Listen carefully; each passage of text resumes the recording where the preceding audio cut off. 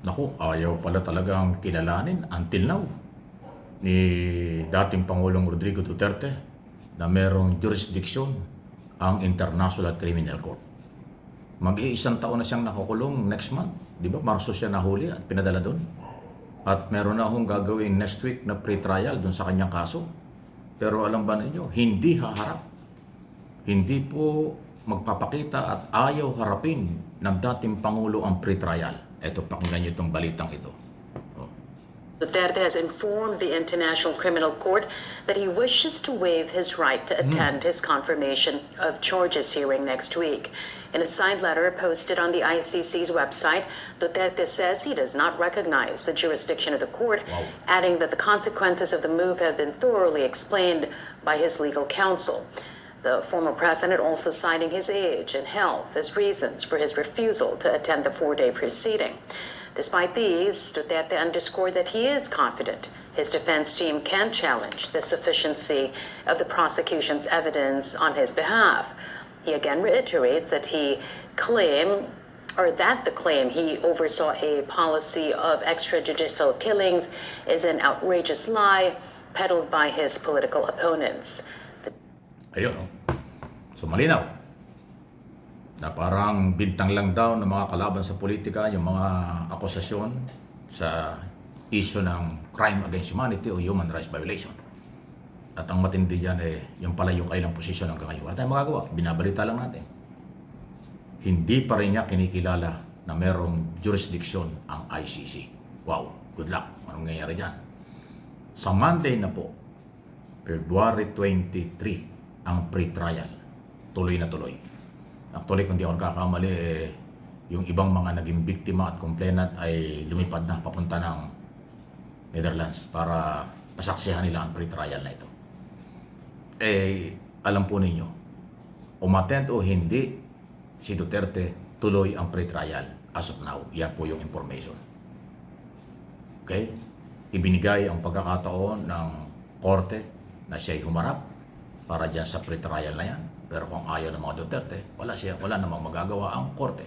Pero, sila pa rin ho ang masusunod. Lalo na ngayon, ang kanyang sinasabi, wala kayong jurisdiction, ba't ako haharap yan? Ayan. Dati na hong sinabi ng ICC na meron silang jurisdiction, kaya nga sila nag-issue ng warrant of arrest at kaya nga nakulong halos mag-iisang taon na si Duterte. So, yan po yung mga nangyari. Tingnan natin kung anong gagawin yan. Pero tuloy na tuloy po ang pagliliti sa kanya, ang trial, at ang mga testigo at mga biktima nakahanda na. Katunayan, noong isang araw nga, nag-press conference sila. Pati yung mga nangyayari sa kanilang mga pamilya ay in-expose na under threat sila. Tinatakot, pinagbabantaan, at yung iba, pinag-withdraw doon sa kaso. Pero hindi po natinag ang mga biktima. Tuloy ang kanilang reklamo at nadagdagan pa ang mga testigo against Duterte. Kaya yan po yung latest dyan. So ayaw ko nang pag-usapan pa kung anong pwede mangyari dyan. Bahala na ang korte. Yan ho yung pinakabago. Jurisdiction, hindi kinikilala. Hindi magpapakita kahit nasabi ng mga medical team ng ICC, fit, kaya ng kalusugan ni Duterte. Pero ngayon, hindi lang pala yung kalusugan ni Duterte ang depensa ng kampo ni Duterte, kung hindi yung ayaw pa rin lang kilalanin na meron jurisdiction o kapangyarihan ng ICC sa kanya. Ayun, nako, sige, kaabang-abang yan. Good luck, mukhang hahaba itong labanang ito at trial na ito kasi hanggang ngayon, mag-iisang taon na yung nakakulong ayaw pa rin maniwala. At ang issue kinidnap pa rin siya. Ang issue illegal na siya ay hinuli. Mabigat yun. Ang court order ay base sa probable cause na kanilang nakita, base sa reklamo ng mga biktima at kaso. Lahat ng korte, pag nag-issue ng warrant, mayroong probable cause. Mayroon silang nakitang dahilan para siya iparesto at bigyan ng pagkakataon. Due process po yun. Hindi naman ibig sabihin inaresto ka na, guilty ka. Hindi naman ibig sabihin inaresto kalaboso ka na. Hindi po. Until now, si Duterte ay akusado pa lang. Hindi siya guilty. Not guilty until now. Di ba? Inosente pa, madalit sabi, until now. Kasi siya ay pinakulong dahil lang sa probable cause. pipinakulong para bigyan ng pagkakataong ipagtanggol ang sarili. Pero ang problema, ay wala tayong magagawa. Yan ang style nila. Wala daw jurisdiction. Para ba sinabi mong illegal nga yung paghuli sa kanya, illegal ang pagkakakulong, at illegal din yung pakikialam ng ICC.